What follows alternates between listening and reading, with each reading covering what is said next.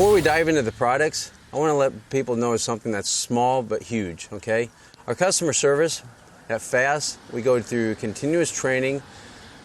Every other week we're having meetings. They all get together. We share notes of what we've learned from talking to our customers, our dealers in the field, okay?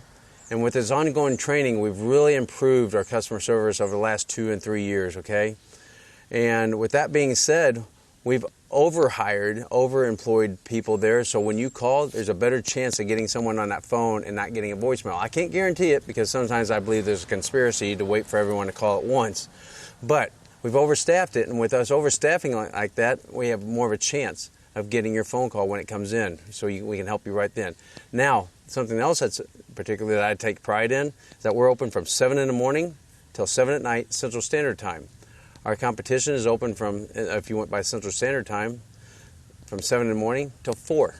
Okay, we're open 3 more hours a day. That way we can cover East Coast to West Coast. They're 8 to 5 hours, okay? They're business hours. Before I open these up, I'm going to pull our filters out. And I actually cut them open before we started this. Now, this is their water separator. It's on the suction side. This is a cellulose element. We went to a stainless wire screen element that you can service, okay? The reason we did this is because we were finding out that most filters with the emulsified waters that we're running into aren't taking out water like they're supposed to. The SAE J1488 testing says that 200 parts per million is acceptable.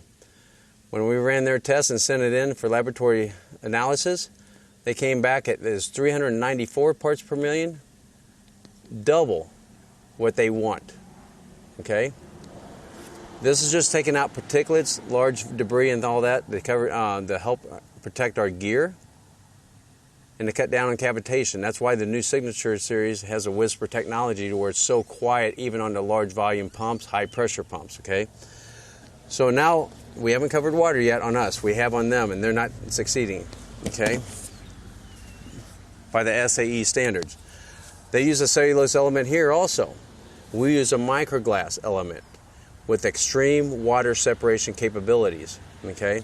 Now on those tests, since we're taking out water here, we took those parts per million down to 84 or 86 parts per million. So we cut what's acceptable from 200 parts per million to more than half that.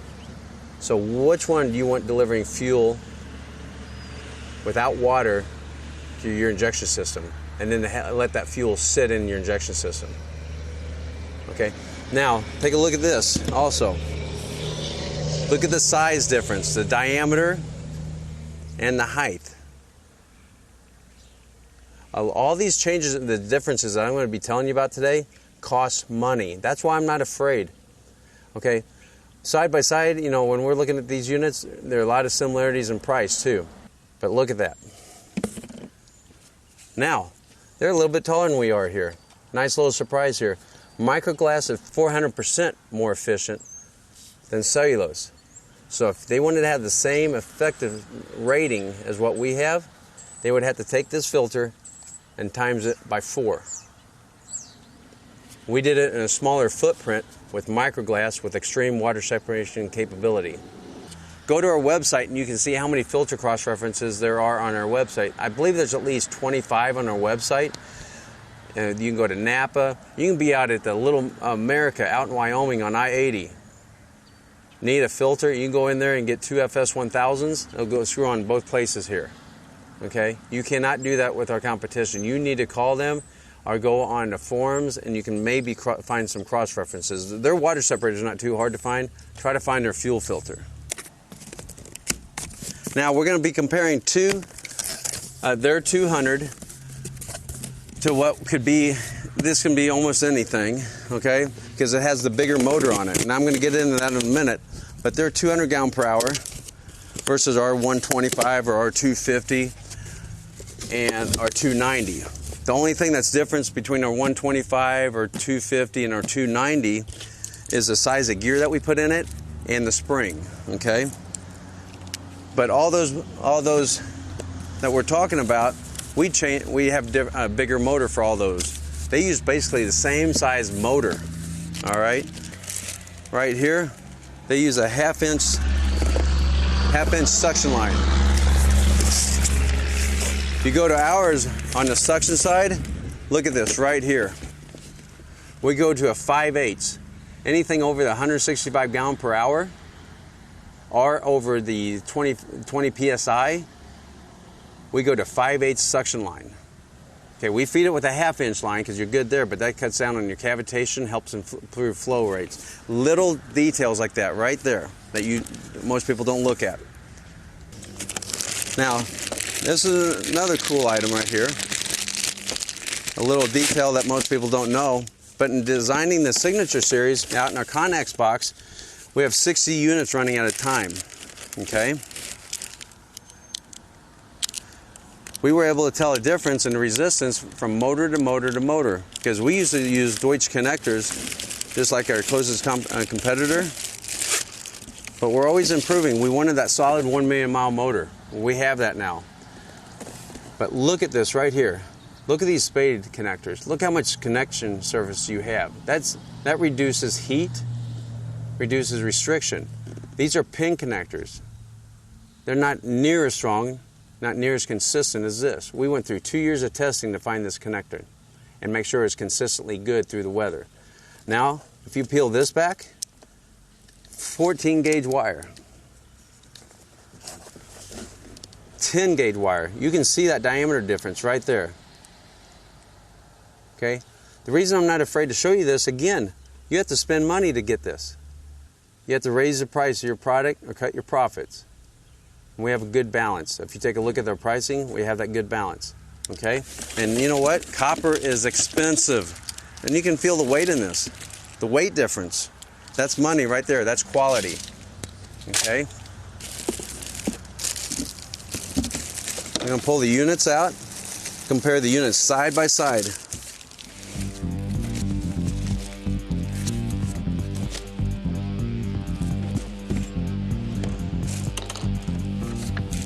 We have a lifetime warranty. They have a lifetime warranty. We built these for these. Then we made it work on the pickup trucks. We brought the noise levels down, things like that. So you have a solid 1 million mile motor. We're at about a 1.5% failure rate, lower than that.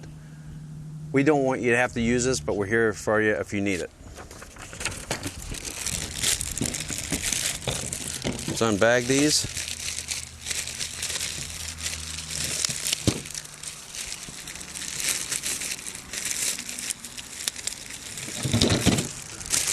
Again,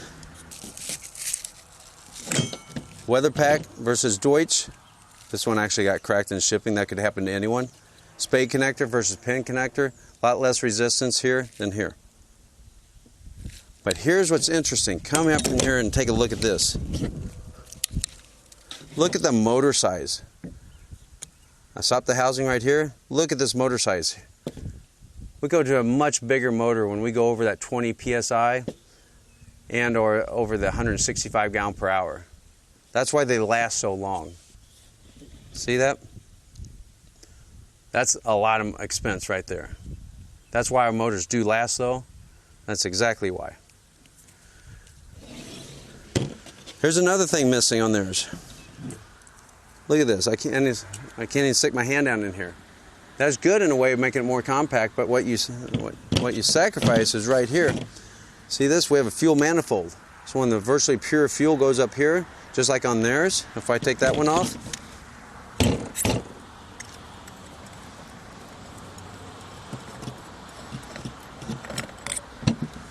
okay, we take the air out, we separate that air, send virtually pure fuel down through here. Okay? But look at theirs. When that fuel goes up that tube, look what you run into. You come up here, runs into this floor right here. And you can see it from here also. If you come in here, it T-bones into the floor. It doesn't bend around. That causes a hydraulic eddy current, which creates entrained air. Not as much air as they're taking out. Okay?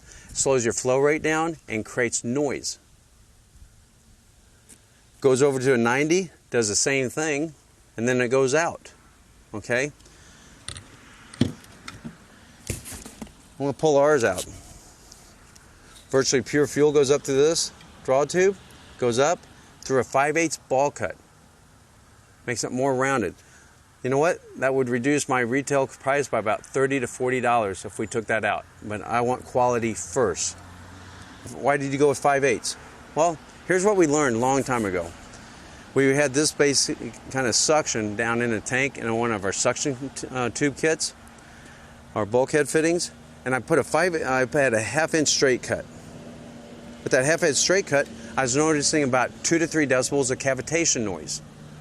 Remember, every 3 decibels is like doubling your noise, okay? Then I went to a 1/2-inch ball cut, still created cavitation, noticing about 2 to 3 decibels of noise.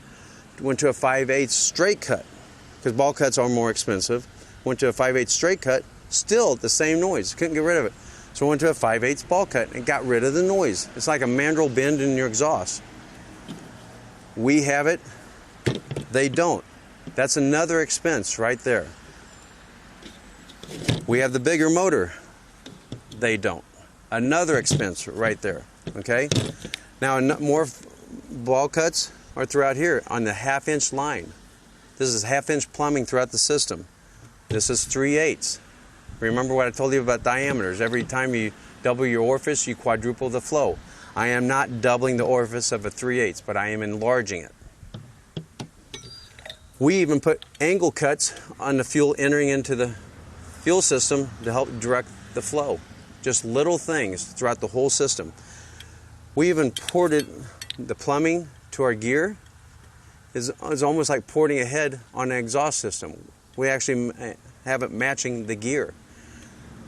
We have it supported, the shaft supported on the loose end down here to give it more support. That's another thing leading to the 1,000,000-mile-plus motors. Look at this. They use they're flat. They're steel brackets now. They used to be plastic, but these still warp around the frame. No matter how tight you tighten these to get it to snug on and not move, you're going to warp these on each side of the frame. Take the bed bolt out of ours, zip it in, locks in there, and it's an awesome mount. Thick steel too. 3/8 inch steel versus 1/4 inch. Okay? This is all money what I'm showing you. If there's a basket in the truck, we're picking up out of that basket and returning in the basket, so you don't have the quarter tank issues. We have the whisper technology, high flow, high pressure with quiet sound. Another great thing is that we're designed in America. We get most of our products from here in America. Over 99% of the products are made here in America.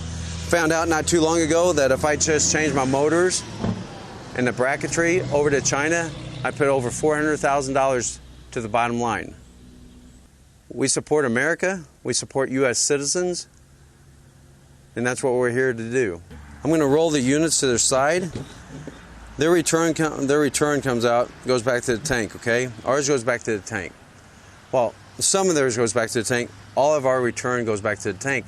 What's great about that is the mass flow return, okay? Because there's no one filter that gets all the dirt and water on the first pass, like I said earlier. But when you flow it over and over and over, you get more dirt, more water with every pass. Well, with that being said, with us having that mass flow return, we can add an electric heater here. We can put one here and here. We even have a disc heater coming out this summer for the winter operation that will go here. We have coolant heat that can go here. I've ran down to 40 below with straight number 2 fuel. I wasn't in the testing mode, I was just in the operation mode. Straight number 2 fuel, never gelled up. I was actually going to put additives in. I could not get them. They were sold out. It was extremely cold. Now I went up to Thompson, Manitoba, Canada. Went up there in January to do cold weather testing. I went to 30 below with all kinds of gauges and everything. No issues at all. I started at, I believe, 17 below zero with no issues at all. With all the heating that we can do, no one will beat us in heat, cold weather operations. No one. So there's the comparison. Go do it on yourself. Go look at it. Go ask the dealers out there what they're putting on their private vehicles or what they're putting on their employees' vehicles, and you'll see that we dominate the market. And they may look somewhat the same in an ad, but they're not. There's huge differences. So I appreciate your time. Go to fastride.com and there's more videos on more sections of like I went over. And I appreciate your time. Have a blessed day.